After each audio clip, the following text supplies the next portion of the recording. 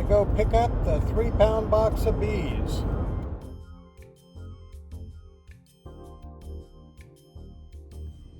Alright, here we are. We're in the car. We're lined up to pick up the bees. We don't have to get out of our car to pick them up. And yet I see some small bees, a lot of bees flying around there.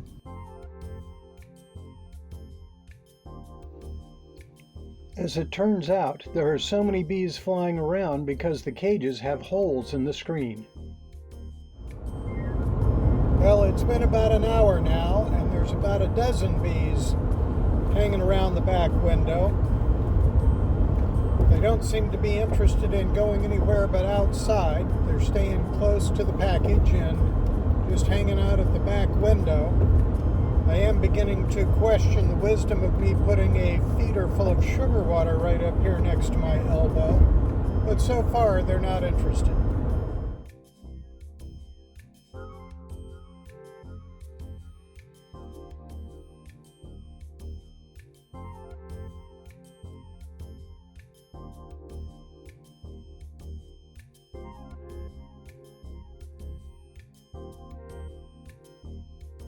By an hour and a half, there were about 3 dozen bees loose in the car.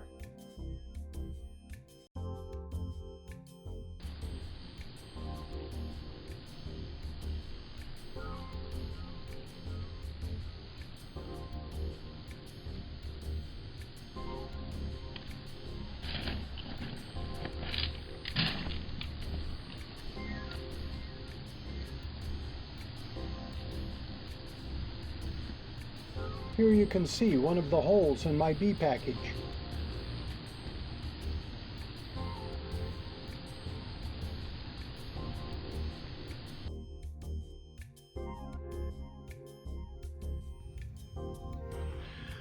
Okay, so here I'm taking a piece of honeycomb with some capped honey on it and setting it in the bottom bottle.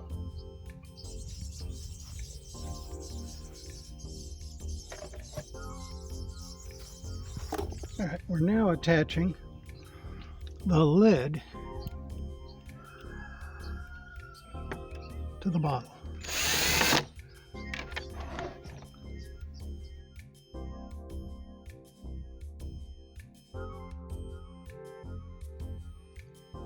I'll add the top bottle to the stack. We're going to remove the lid from the top bottle.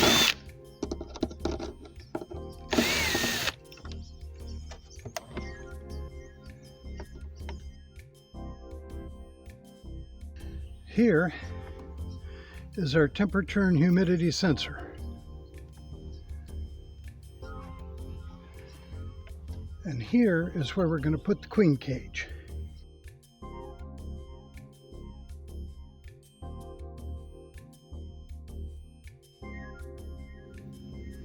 Now my pollen patties apparently got too warm in the package and have stuck to all the packaging. So instead of being pollen patties, it's really more of pollen goo. But I'm going to attempt to stick some of that pollen goo inside this top bottle.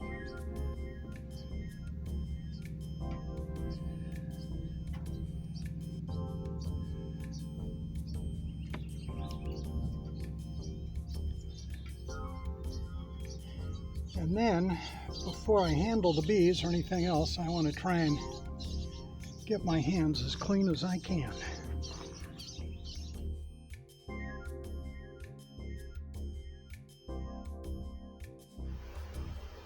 I did not plan on having this many bees escape.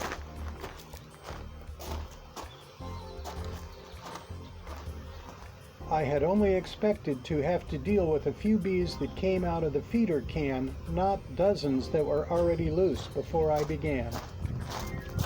I also did plan on there being a lid over the can. So here I'm spraying some sugar water on the bees, make them a little less mobile and to give them something else to do that doesn't involve me. So we're going to brush these little bees away. Bee brush would be better, and we're going to stomp this down to knock all the bees off this jar.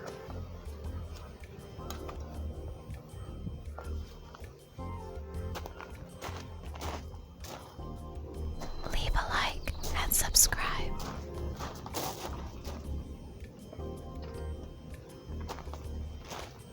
All right, we're going to have to try that again because I failed to get my fingernails under the jar. So I'm going to start by trying a little lift here. There we go.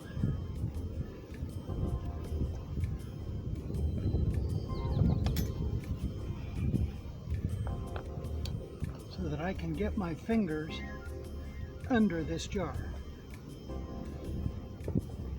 There we go. So now we're going to lift the jar and cover the hole.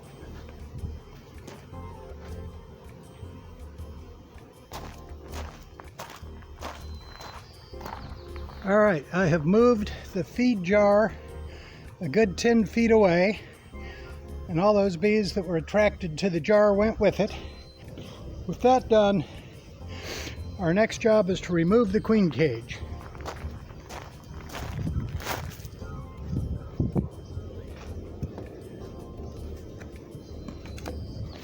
All right.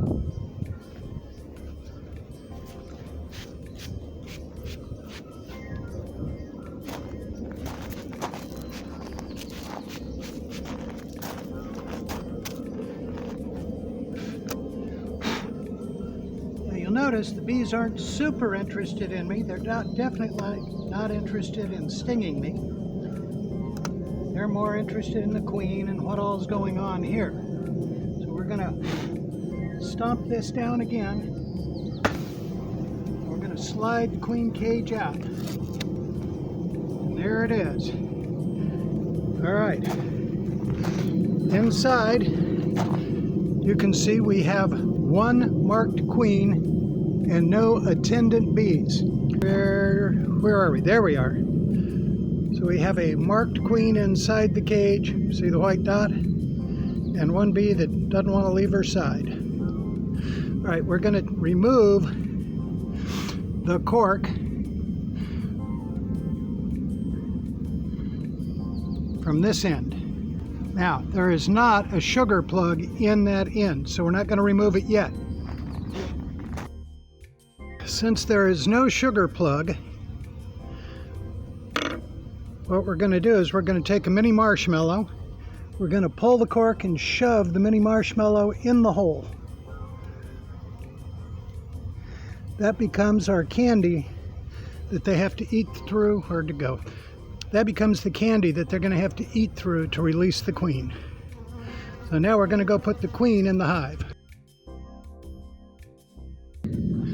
I have the queen in the queen cage with the marshmallow in the one end, and I'm going to set her queen cage in here. I'm going to actually loop this around and put her queen cage right there.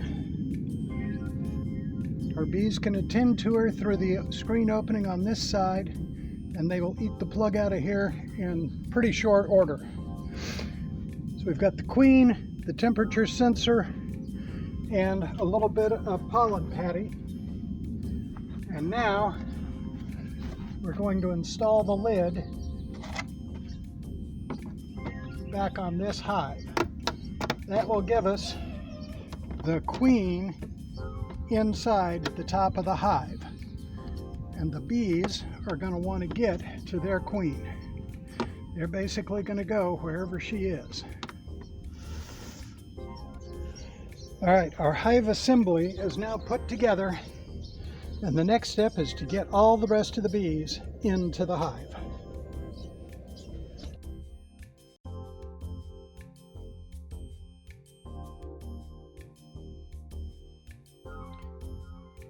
You do not have to have a big plastic tub to do this with. A cardboard box a few inches bigger than the package will work just fine. I'm using this clear tub so that I can film what's going on inside for you.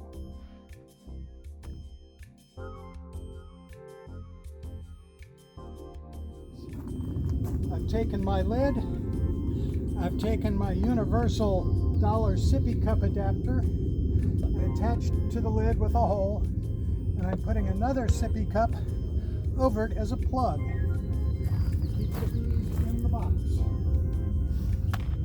All I have to do is gingerly lift the box and put it inside my outer container. The more bees that go into that container, the happier I'll be. Hopefully some of them will follow the box into the container.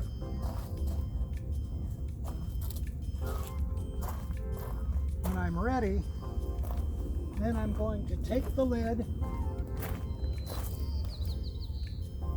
making sure I don't scrunch any bees, and place the lid down over the container. With the exception of the loose bees, the rest of the bees are now inside the sealed container. I'm gonna go get the hive. Someone within the force is trying to kill Detective Hunter, now on Amazon. With that done, I'm bringing the hives over, the bottles over.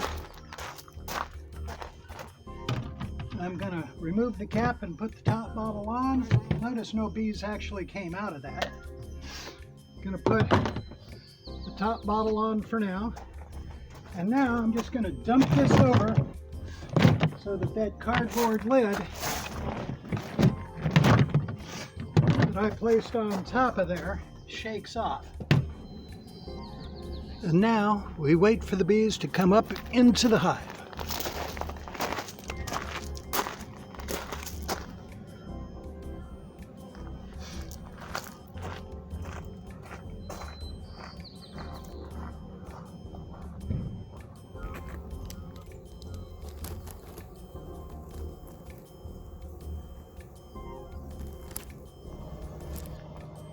The temperature inside the bottle is currently 69 degrees. Nobody's getting overheated.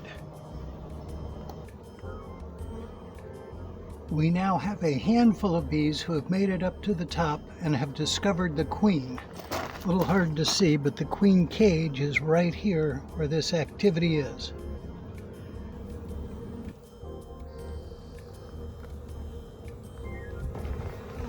Hopefully these guys will start fanning soon and calling more bees to the top.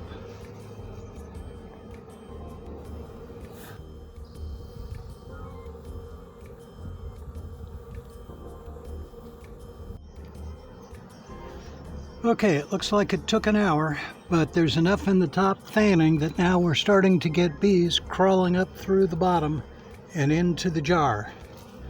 So now it's just a matter of waiting until they all come up from down below and into the bottle.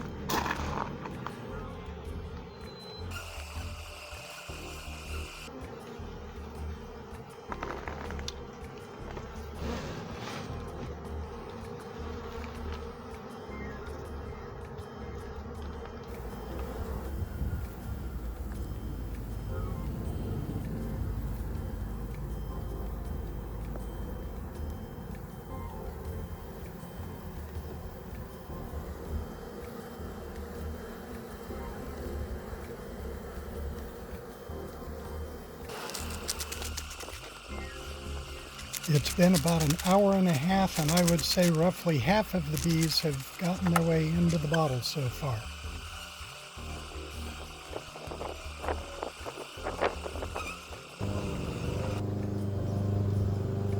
Okay, I put the feeder on now, even though they're still coming up and the hive isn't situated on the stand. I decided to put this up to encourage more to the top.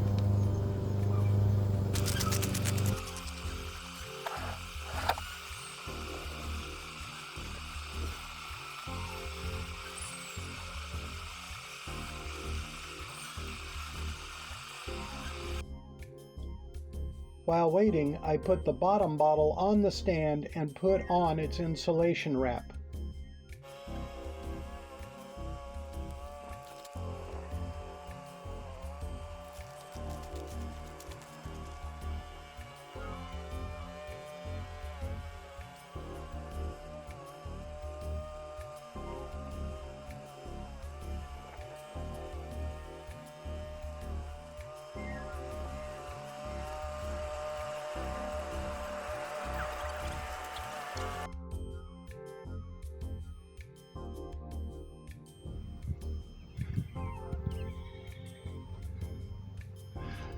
Okay, I'm going to bring the entire assembly over now.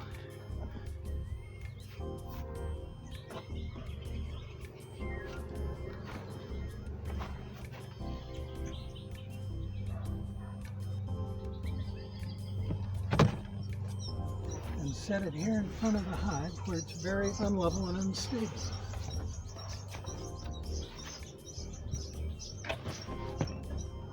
Much worse. Okay, that's looking pretty good.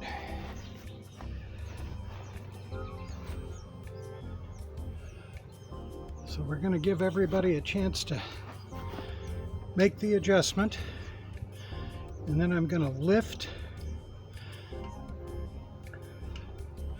the square bottle and place it on top of the round bottle that's already insulated.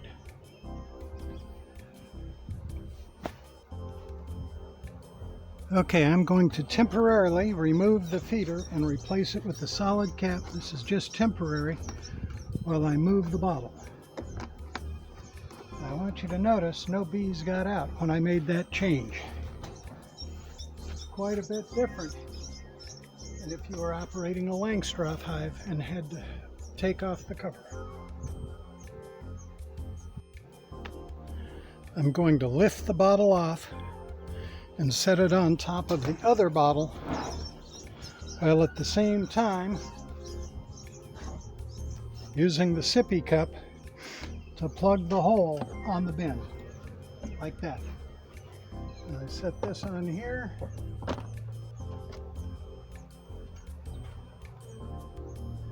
And now they are set in place, and the entrance to the hive is down there through the entrance reducer.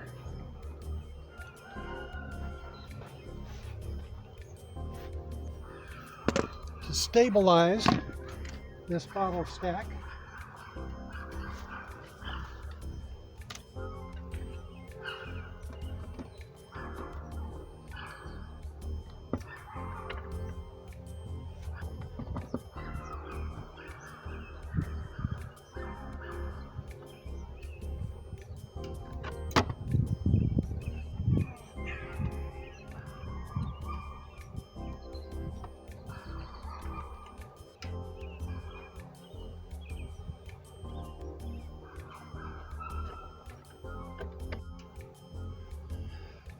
for my final trick, because I'm tired of waiting, I'm going to move the box right in front and release the bees.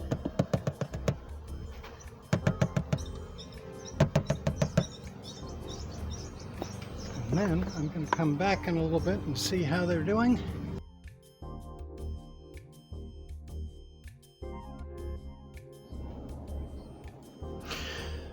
Okay, here I've got insulation on the bottom, the top, and the feeder, and a little gap in the insulation there that I can take care of with the tarp over the whole thing. And for my last magic trick, I'm just going to knock over the bee container and take the lid off and let them find their way in.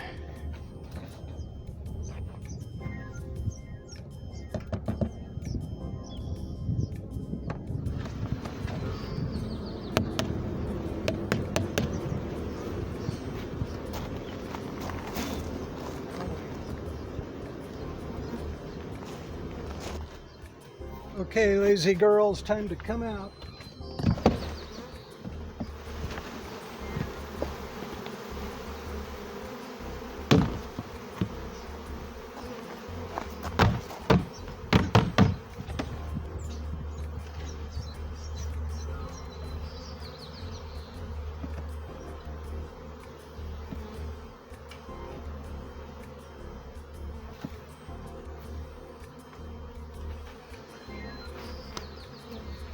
In the end, there was more contact with the bees than I had planned, but I was successful at getting the package installed.